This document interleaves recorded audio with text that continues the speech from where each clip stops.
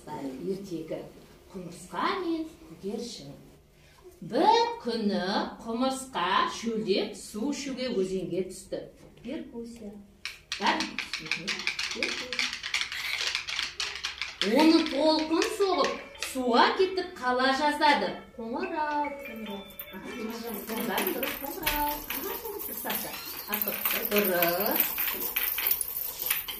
Сол мезгілде аузына тістеген бұтағы бар бір көгершін суға кетіп бара жатқан құмырсқаны көріп, бұтағын оның үстіне тастай берді. Маракас. Білеміз. Жоқ, маракас. Тұрс. Маракас. Құмырсқа бұтаққа жармасып, толқынмен судың шетіне шығып, ажалдан құтылды. Металлофон. Білеміз. Металлофон көрсем. Металлофон. Тағы бір күн манағы көгершін өзеннің жағасына қонып, бір аңшының құс аулауға құрып қойған ауының астына бидайды теріп жей бастады.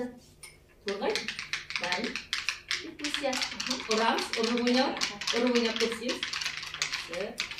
Аңшы ауды басып қалып, көгершінді ұстап алуға даярланып тұрған құмырсқа көріп, өрмелеп барып, аңшының аяғын шағып алды. Қоңырау. Шағып алды. Аңшыны ауды қоя бергенде көгершін көтеріп, ұшып кетті. Металлофон.